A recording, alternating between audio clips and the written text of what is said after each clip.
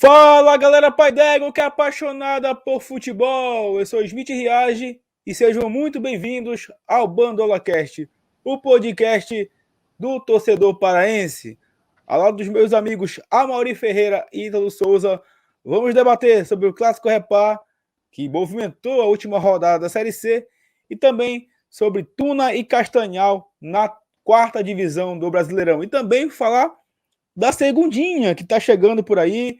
Os grupos estão formados. A gente vai debater nesse episódio do BandolaCast, que você pode escutar e assistir pelo YouTube e também nas plataformas de áudio de podcast. Bom, quero já começar falando com meu amigo Amaury sobre esse clássico Repá que ainda está rendendo na cidade, um empate em 2-2, com muitos ingredientes, muitos protagonistas, mas um empate que meio que dita esse equilíbrio na rivalidade entre Remo e Paysandu.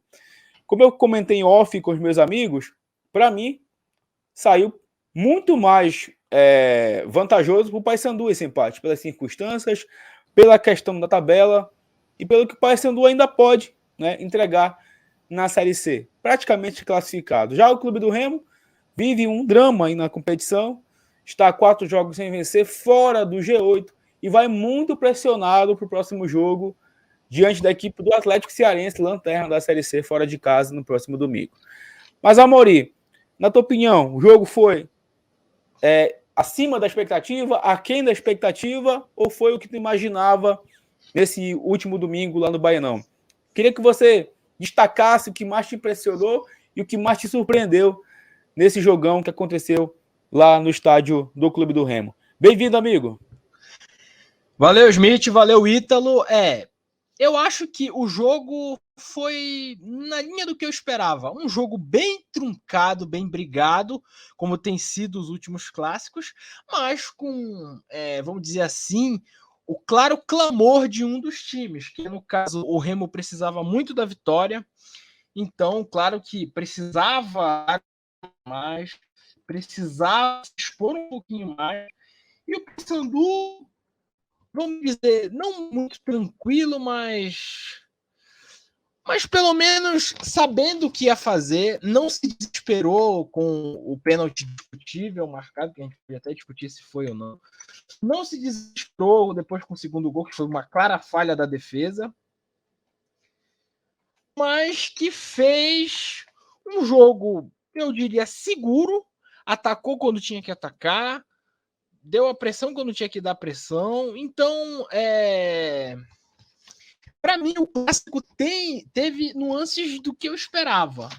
Um jogo muito truncado, muito brigado, e você tem o Paysandu satisfeito com o empate. Acho que poderia ter até feito mais, mas eu acho que em termos de classificação, o Paysandu, para ele não degringolar, vamos dizer assim, na tabela de classificação, acho que o empate foi bom. Para o Remo, e aí depois tu pode falar melhor, Smith, para o Remo eu acho que pedia uma vitória, era mais para uma vitória. Porém, eu acho, finalizando, eu acho que foi dentro do que eu esperava. Eu acho que o Paysandu podia ter feito mais, porque é claro que se perde, e com os resultados que aconteceram durante esses últimos resultados, Brasil de Pelotas, Aparecidense, eu acho que, não crise, mas ia ensaiar uma crise. E do lado do Remo, o Remo estava um pouquinho desesperado pela vitória. E talvez o resultado não fosse tão bom. Então a gente fica nessas duas dualidades. Acho que o Paysandu tá certo em ficar feliz com o empate, até porque é muito importante eu destacar que você não tem as duas torcidas, né? Você tem uma torcida só, numa pressão muito grande no estádio acanhado, assim como seria na Curuzu. Então, eu acho que é muito válido nós bicolores ficarmos satisfeitos com o empate. Pois é, Amaury. Em relação a esse jogo, cara, como tu falou, né? Assim, essa questão do equilíbrio, quando você joga com apenas uma torcida, quando você consegue o empate, como o Paysandu conquistou, é de se comemorar, com certeza. Mas, como eu disse, a torcida do Remo ela sai com uma sensação de derrota, porque pela circunstância do jogo, né? E também da tabela de classificação. Porque se o Remo tivesse no G8, bem posicionado, como o Paysandu está nesse momento, e mesmo com o que aconteceu no Baianão tivesse empatado, né, a gente ficaria, claro, chateado, mas ok, estamos no G8. Mas não, porque essa vitória ela seria de uma importância muito grande. A gente sabe que o Repale ainda tem essa questão de ser divisa de águas, de dar moral para a sequência. Então, bora falar um pouco sobre o jogo, né?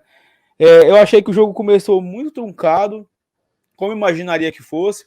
O Paysandu, por ser um time mais organizado, ele tinha uma facilidade maior para chegar no campo de ataque do clube do Remo. O Remo tinha muita dificuldade para sair jogando. O Paysandu adiantou as linhas de marcação e aí tem já vem aqui meu primeiro elogio ao Marcelo Toscano, que fez um grande jogo. Ele dificultou muito ali junto com o Marlon e Zealdo essa saída de jogo do clube do Remo. E o Daniel Felipe, que era o zagueiro do Remo, que junto com o Marlon tentam iniciar essas jogadas, estava com muita dificuldade. O Remo tinha dificuldade para sair dos dois lados e pelo meio também não estava rolando.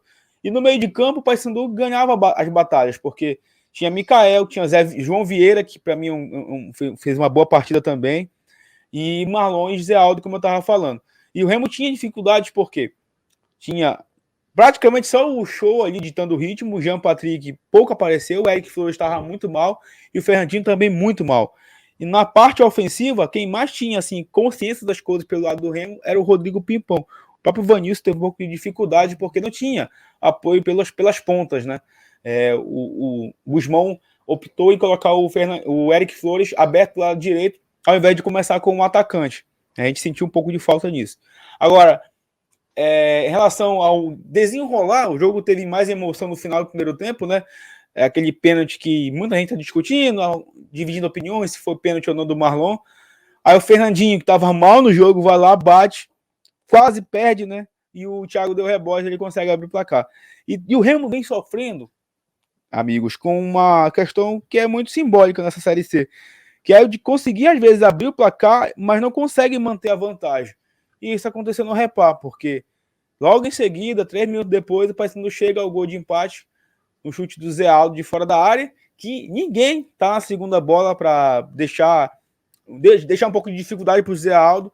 Ele chuta, a bola desvia e mata o goleiro Vinícius, tá? Aí vem o segundo tempo, o Remo vem com uma postura diferente. O Remo vem com uma postura que o Paysandu estava no primeiro tempo, que era de dificultar a saída de jogo. Tanto é que a gente viu muito o Thiago cobrando o tiro de meta lá para frente, para ver se o Paysandu saía do sufoco. E numa bola parada, acho que o Amorim pode falar com mais propriedade. Essa tem sido uma dificuldade do Paysandu, né, na era Márcio Fernandes, esse jogo aéreo defensivo.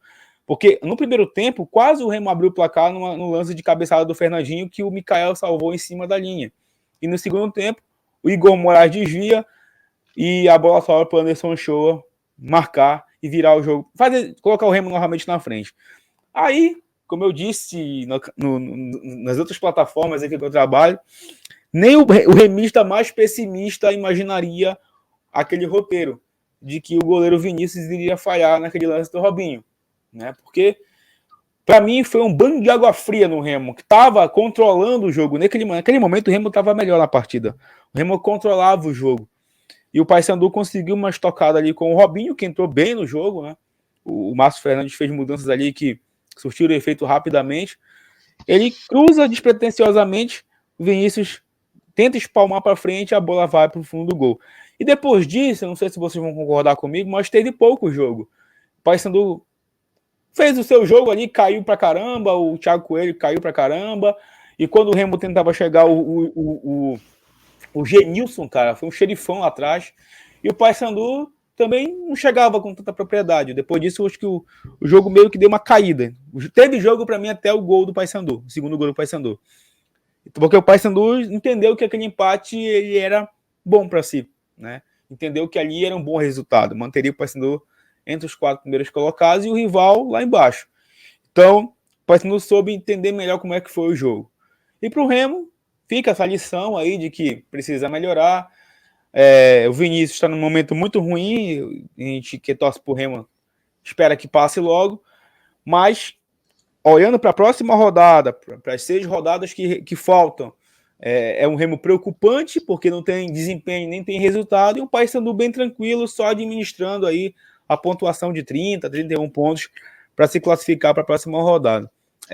Eu queria escutar novamente o Amaury nesse contraponto aí sobre o que eu falei, Amaury.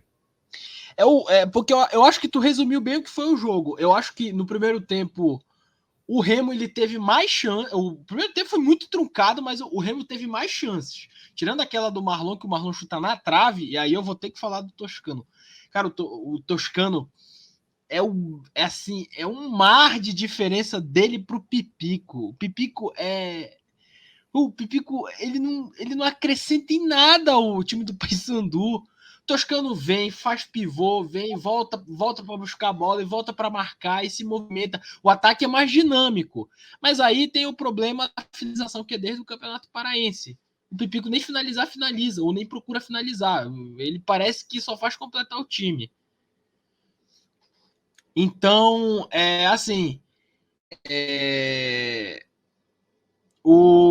eu acho que tu resumiste bem o que foi o jogo. E eu acho também, o Paysandu no segundo tempo, depois do gol do Remo, ele se cuidou mais para não dar um vacilo, porque se ele der qualquer vacilo, podia perder o jogo. Então ele ficou bem mais atento ao que acontecia. Eu acho que tu resumiste bem. E assim, eu não acho que o Paysandu tá tranquilo, porque assim, a galera de baixo tá começando a se aproximar. Então, de repente, não é que não tá tranquilo, mas tá naquela, olha, tem que ganhar. Senão pode complicar. Vamos garantir logo a classificação para não ter desespero. Então, faltam aí o quê? 6 jogos? 6 jogos. São 6 jogos que faltam. Faltando aí 6 jogos, você tá em segundo lugar, você tem que garantir essa classificação o quanto antes. Eu concordo contigo, o Paysandu está praticamente classificado, mas eu tenho que dar uma resposta. Essa resposta pode vir com confiança agora, sábado. Eu acho que o que está incomodando vocês aí, né, o Paysandu, é a questão de que começou a gastar gordura, né, que tinha acumulado ali. Porque, como eu falei, tem 4 times aí que para mim estão bem adiantados em termos de classificação. Até saiu uma pesquisa aí, de um estudo, em que o Mirassol está com 99%, o Paysandu 97%. O Remo tem 66% de classificação. Né? E isso é matemática, isso, às vezes no futebol isso é rasgado, né? O Remo, inclusive, rasgou ano passado na Série B. Então, por isso que eu falo que está muito tranquilo, porque é mais questão de administrar. E se o Paysandu venceu Confiança, que eu acho bem provável que aconteça, porque o Confiança está numa campanha horrorosa, o Paysandu classifica, cara. Classifica e vai administrar, como eu disse, os outros jogos. E o Paysandu, ele já enfrentou a maioria dos times que estão no G8. E o Remo, dos times do G8 que ele enfrentou, ele só venceu o líder Mirassol. Né? E agora tem o Lanterna, o Atlético Cearense, depois tem o ABC, que é uma pedreira no Bainão, depois encara o Botafogo da Paraíba fora de casa, outra pedreira, ainda tem um ingrediente a mais de deixar do Gerson Guzmão de lá, e 2 jogos em casa contra Ferroviário, que está praticamente excluído da briga pela classificação, está lutando para não cair, e a Aparecidense, que do nada aí, depois que venceu o Paysandu, engatou uma sequência de bons resultados e está ali brigando por classificação. E depois vai jogar fora de casa com a equipe do Botafogo de São Paulo. Então, para o Remo, é uma matemática muito mais intensa para a classificação. Para mim, são 4 vitórias em 6. E de uma regularidade que o Remo não abraçou na competição. E o Paysandu, se vencer um ou dois jogos, acho que classifica já para a próxima fase. Agora, tu falou aí do Toscano, eu acho que o Paysandu ele vive um dilema com seu ataque, porque ele tem um centroavante que, para mim, é bom, tá numa fase assim. Esse ano teve uma fase legal, mas que fisicamente não consegue entregar, que é o Danley. Né? Uhum. Se tivesse bem fisicamente, ele conseguiria entregar. Tem o outro centroavante, que é centroavante nato, mas que tá numa fase decrescente da carreira, que não consegue ajudar em nada, que é o Pipico, e tem um jogador que quebra um galho ali taticamente, que é o Toscano, né? Porque, às vezes, na hora do jogo lá, a gente ficava tranquilo, porque o Marlon cruzava as bolas, o José Aldo também, e não tinha centroavante dentro da área para o Paysandu tentar complementar as jogadas, né? Por isso que eu acho que a maior raiva do torcedor do Remo é essa, de ter tomado 2 gols assim, bobos, né? Do time do Paysandu. Smith, Eu acho que esse é o maior debate, porque o Paysandu não tem hoje um centroavante para chamar de seu, né? Eu acho assim, eu acho que o primeiro gol foi um chute de longe e tal, o Aldo tem mérito, mas foi uma bola defensável. Agora o segundo, sim. O segundo é a indefinição da defesa do Remo, porque aquela bola não ia chegar no Toscano, não ia chegar. Não ia. A zaga ia tirar. E o Vinícius se assustou, cara. Se assustou. Não sei o que ele quis fazer. Ele quis pôr a mão pra frente. Faltou comunicação ali de falar é minha ou alguns zagueiros chegar pra ele e falar é tua, não tem ninguém. Faltou comunicação. Com o Bainão cheio ali, barulho da torcida, não sei. Futebol é muito rápido, né? Então, foi uma infelicidade muito grande. E assim, eu ainda trago pro debate o seguinte: tem pouca gente falando, mas a liberdade com que o Robinho chegou naquele lance ali, porque se o Pimpão faz a falta, que é uma falta normal de jogo, tomaria um cartão, mas pararia a jogada, tudo bem.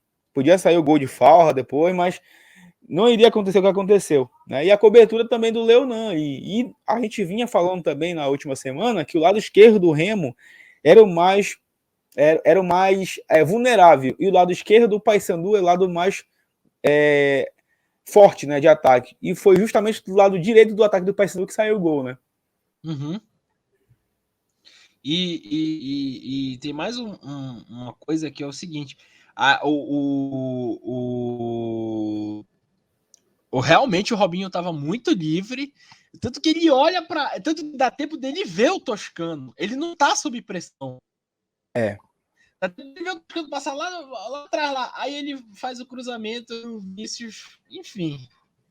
Tem razão. Foi muita infelicidade. Bom, Amori, a tua expectativa para esse jogo do Paysandu diante da equipe do Confiança? Já, como eu disse, né, tentando pensar aí numa classificação e se consolidar nesse G8, porque, como eu falei, o Remo vai muito pressionado para encarar a equipe do Atlético Cearense, só a vitória interessa, acho que não tem muito o que falar. E o Paysandu, qual é a expectativa de vocês para esse jogo?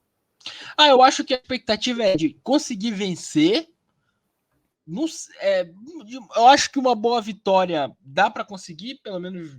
Acho que boa vitória vai ser de 1-0, de 10-0. Então, o Confiança agora está animado, deu uma reagida no campeonato com o Eutrópio. Eu não sei quem que estava na cabeça de contratar o Eutrópio, mas enfim. E aí, o Confiança já conseguiu até sair da zona de rebaixamento. Mas eu acho que a expectativa é de conseguir uma vitória e ficar mais tranquilo, chegar em 26 pontos, e aí ver que depois disso vão faltar 5 jogos e aí já administrar. O Paysandu depois desses 5 jogos vai ter alguns jogos bem fáceis, vai ter o Altos mais ou menos, mas vai ter Floresta, o Altos é fora, né? Vai ter uns jogos acessíveis que dá para vencer, sem tanta na teoria, sem tanta dificuldade. Então a expectativa é de conseguir uma vitória para ficar tranquilo e sem desespero, sem nada disso. Perfeito, meu amigo. Bom, agora a gente vai falar sobre a Série D do Brasileirão. A Tuna Luz Brasileira venceu mais uma, porém, infelizmente, né, a gente já sabe que a Tuna não tem mais chance de classificação, mas é aquela coisa de jogar pela honra agora, né, meu amigo Ítalo? Como é que você resume essa vitória aí da Tuna sobre a equipe do 4 de julho? E falar também sobre esse Castanhal que perdeu, infelizmente, mais uma fora de casa e tá perigando ali em sua vaga no G4, perdeu para o Fluminense lá do Piauí, que é uma equipe aí também cotada para subir para a Série C, tem muito investimento a equipe piauiense. Bem-vindo, Ítalo! Valeu, Smith, Mauri. Um abraço a todos, mais uma vez um prazer estar aqui no Bandola Cast, conversando sobre o nosso futebol. E também saúdo aos amigos, às amigas que estão nos acompanhando aí, os nossos ouvintes.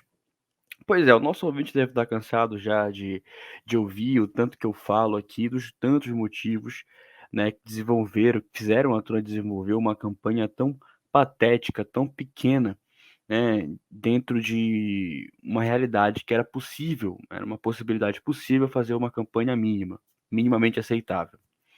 Então, acho que eu não vou falar novamente sobre isso. Agora é isso que o Smith falou, né, de uma Tuna que começa a jogar de uma forma mais organizada. É incrível isso. A Tuna começa a jogar de uma forma mais organizada, consegue vencer um adversário de virada, num jogo que foi bem intenso, um jogo que foi bom de assistir no sentido do esporte, mas que não fazia mais sentido, não era mais importante. A competição para a Tuna virou agora, na verdade, um amistoso. Não tem mais por que ganhar. Esse ano, desde final de junho, desde a derrota por 4-0 para o Castanhal, as chances foram dizimadas. Era matematicamente impossível a Tuna conseguir passar para a segunda fase, né? Então é uma temporada enterrada. Eu acho que nada, absolutamente nada pode ser aproveitado. Nem em questão de material humano, de departamento de futebol, enfim, tudo precisa ser revisto. Agora, se é que vai ser revisto, aí já são outros 500, porque a gente esbarra numa tamanha, de uma incompetência, de uma ingerência e, como eu costumo dizer, de uma perversidade de quem comanda a Tuna hoje. E, infelizmente, aguardar para ver, conversando com alguns amigos, já há uma movimentação interna para volta do departamento de futebol de 2021, enfim, mas tudo ainda é muito, é É muito muito cedo verde, para a né? gente falar. Tudo muito verde, é muito cedo para a gente falar. O que nos resta agora, falo aqui como torcedor e como alguém que acompanha o futebol, o que nos resta é aguardar e torcer para que as coisas voltem ao seu lugar. Aí num comentário sobre isso, cara, o último jogo foi muito interessante porque o time adversário trouxe apenas 3 jogadores reservas. E o goleiro reserva teve que jogar como centroavante. A camisa do jogador, né, foi. Ali fizeram, como a gente chama aqui em Belém, uma gambiarra, né?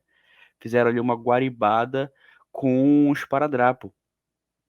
Isso mostra, e é um time que tem uma campanha menos pior, não é boa, mas menos pior do que a da Tuna. Então isso mostra como que bastava um pouco de organização, bastava um mínimo de competência, bastava um pouco de vontade, eu acho que essa é a palavra também importante para que a Tuna fizesse um campeonato médio, sabe? A gente está falando aqui, claro, de um excelente campeonato, mas o campeonato médio era possível. A Tuna tinha estrutura, a Tuna tinha dinheiro, e era possível, mas a incompetência das pessoas que presidem a Tuna falou mais alto. Então é isso, é um campeonato já sepultado para a Tuna, não há mais o que ser feito. Agora, falando do Castanhal, aí a gente fala de uma outra realidade, né? É um time mais bem estruturado, é um time que tem um departamento de futebol sério, é um time que tem uma proposta muito bem colocada, que é a proposta do Elinho, que a gente já conhece, de vários campeonatos paraenses. É um time que tem um técnico que tem um custo-benefício muito bom, que é o Robson Melo. É um cara que sabe, acompanha a Série D, é um cara que sabe desenvolver um bom futebol dentro da realidade financeira e estrutural de uma Série D. E é o que vem acontecendo. O Castanhal entrou, como o Smith adiantou pra gente, em algumas derrotas, mas ainda há chances de classificação e não são pequenas. O jogo importante para o Castanhal agora é o próximo jogo, no dia 10 de julho agora, né, no domingo, contra a equipe do Pacajus. É o jogo Na chave Curuzu, para o né? Castanhal. Isso, jogo na Curuzu. E o que é melhor ainda, né, porque não tem aquele gramado amador do Modelão. Então, é o jogo chave para o Castanhal, porque a equipe do Pacajus, em quinto lugar, está empatada com o Castanhal, que está em quarto lugar, diferenciando ali saldo de gols e tudo mais. Então, o Castanhal vencendo, ele já está com um pé na classificação, né? Então, é o jogo da vida para o Castanhal. Vai ser um jogo muito difícil, porque também é o jogo da vida para o Pacajus. Então, acho que vai ser um jogo muito interessante de acompanhar. Então, convido já aí, indico para quem tiver disponibilidade de acompanhar. O jogo vai ser no próximo dia 10, às 15h30. Então, acho que vai ser bacana da gente assistir.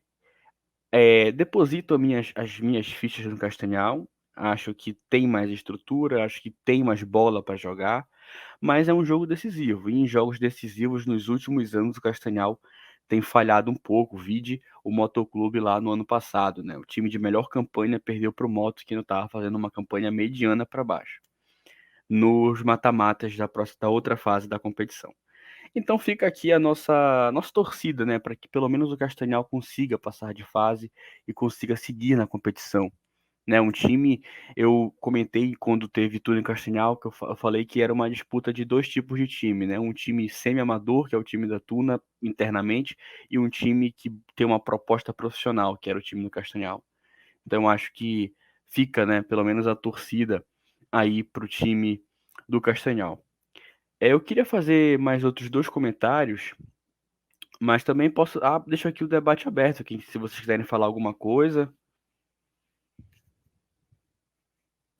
Pode falar. Bom, então, eu queria fazer os dois comentários interessantes. O primeiro que a gente está gravando o nosso podcast hoje, né, dia 7/7, que marca os 87 anos de fundação do Estádio do Souza, né? Então, é um pouco emblemático aí, a gente está gravando hoje, um estádio que tem um peso tradicional no futebol do Norte como um todo. É um estádio que Garrincha já jogou, é um estádio que o, o Sporting já jogou, é um estádio que tem uma história interessante e que padece de estrutura, padece de cuidado, padece de investimento, né? O Souza é um estádio que parou no tempo, se a gente parar para pensar. Mas fica aí a lembrança dos 87 anos de fundação do estádio Francisco Vasques. E outra coisa que eu acho interessante, falando de Série D, é a marca que o Aleilson, né, o nosso famoso Aleilson, uma passagem muito marcante pelo futebol paraense, jogou agora o Parazão pelo Paragominas, e ele chegou à marca de 28 gols na competição, e está isolado como o maior artilheiro da Série D. Né? O Aleilson, que está jogando pelo Trem lá do Amapá, e chegou aí a marca dos seus 28, na verdade, 28 gols. O jogador paraense artilheiro isolado de todas as edições da Série D. Pô, legal. E o Aleilson que, querendo ou não, o remista aí que não lembra, marcou o gol do acesso do Remo lá em 2015 para a Série C. Ele marca o terceiro gol do Remo ali contra o Operário. E naquela época ele era muito criticado, aí o Kaká apostou nele, escalou o Aleilson e o Remo conquistou o acesso naquela tarde e noite no Mangueirão contra a equipe do Operário, um jogo histórico do clube do Remo. Legal saber que ele tem esses números aí na competição, 28 gols, né? Mostra a sua longevidade. Em relação ao estádio do Souza, realmente é um estádio que infelizmente, né, parou no tempo. Eu não sou muito fã desse termo futebol raiz, porque se você traz esse termo futebol raiz, ele remete a desconforto, ele remete a problemas estruturais, a falta de qualidade técnica também, enfim. A gente precisa de um futebol moderno, mas acima de tudo, um futebol onde você tem a mínima estrutura para você jogar, né? Então, se a gente quer nossos clubes futuramente jogando uma Série B, uma Série A, sair desse limbo que é Série C e Série D, a gente também precisa pensar na questão estrutural. Acabamos de falar aí do Castanhal que vai jogar na Cruzul, porque o estádio Maximino Porpino não tem condições de jogo. Então o Elinho pensou aí na questão técnica, né, do Castanhal. Então fez bem de trazer os seus jogos para Belém. Infelizmente hoje a gente não tem um Mangueirão disponível, porque com certeza o Castanhal jogaria no Mangueirão, talvez a Tuna também, porque o estádio do Souza é um estádio que infelizmente não tem a mínima estrutura. Eu fui no jogo no Souza, no jogo entre Tuna e Remo pelo Parazão, e eu fiquei naquela arquibancada ali, né, a maior arquibancada ali, o tobogã grandão ali, onde está virado ali para João Paulo II. E, cara, é muito mato ali atrás, não tem lanchonete, não tem bar, não tem nada que a Tuna possa colocar ali para ter uma renda, né, nos seus jogos. Eu acho triste quando tem jogo da Tuna e só aquelas cabines, as arquibancadas lá das cabines estão abertas, porque dava para ter uma estrutura para todo o estádio. E como eu digo, a Tuna tem um espaço invejável ali no Almirante Barroso, com sede campestre, com ginásio, com campo para categoria de base, para quadra society, bares, e não investe, infelizmente, no seu estádio. Tomara que um dia a Tuna consiga fazer esse investimento, e eu ainda sonho, antes de eu ir embora dessa terra, de ver a Tuna jogando à noite no Souza, né, com refletores ali, seria muito histórico, né, porque a gente está cansado também de só assistir o jogo da Tuna pela manhã, no máximo 3 horas. A gente quer ver também a Águia Guerreira do Souza voando pela parte noturna. E aí, Mauri? Seria de um charme ver a Tuna jogando de noite, com refletor e tal. Mas o que eu queria falar sobre o Souza Smith, tu falou o termo futebol raiz. O que eu entendo que é futebol raiz não é desconforto e nem precariedade, essas coisas. Infelizmente aqui em Belém é isso, né? O pessoal acha que é isso. O futebol raiz, primeiro, é a cultura da arquibancada, mas você pode ter a cultura da bancada num lugar legal, num lugar confortável, num lugar que te ofereça serviços, que você seja bem tratado e tal. Então, o que eu questiono é que me incomoda muito essa história de você querer transformar o torcedor em cliente. Eu não gosto dessa relação. Não gosto. E sobre o Souza, cara, o Souza o espaço da Tuna tinha tanta coisa que dava pra fazer ali. A Tuna. O Ítalo pode falar, até porque o Ítalo é dessa área da história. Podia ter um museu ali, podia ter um tributo aos ídolos do passado. Tem um tributo até aos 2 títulos brasileiros, mas eu ainda acho meio tímido. Que eu até quando eu fui assistir Tuna e Paysandu da segunda rodada do Campeonato Paraense. Eu fui lá, eu visitei lá a ficha, a Tuna tem lá a ficha técnica do jogo contra o Goitacás da Série B de 85. Isso é muito legal, mas eu acho tímido. Eu acho que poderia mais naquele espaço todo. E como tu falou, espaço de serviço, a Tuna podia se aproveitar do lusitanismo dela, enfim, e fazer umas comidas típicas de Portugal. Eu tô viajando aqui, mas caminhos que a Tuna podia fazer para ter um espaço mais, para aproveitar melhor o seu espaço, que é inegável mesmo. Então, mas mesmo com todas essas dificuldades, eu gosto muito de ir lá ver jogo no Souza, o pessoal da Charanga sempre animado. O Souza realmente é um patrimônio do nosso futebol. Ítalo? Eu concordo em gênero, número e grau com o que vocês estão falando. Isso como o Mauri coloca agora, da potencialidade. O Smith também falou, né? Da potencialidade do espaço. É muito grande, é maior do que o dos rivais. Lá para trás, né? Porque tem espaço mais lá para trás. E o pior ainda é que o terreno da Tuna ele ia até a João Paulo.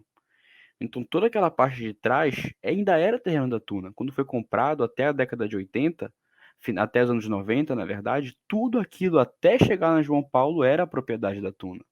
Então aí a gente percebe como que a Tuna vem jogando no lixo as possibilidades de voltar a crescer e voltar a ganhar dinheiro e tudo mais. Então a gente aguarda, né, que venha alguém minimamente competente para que faça essas coisas.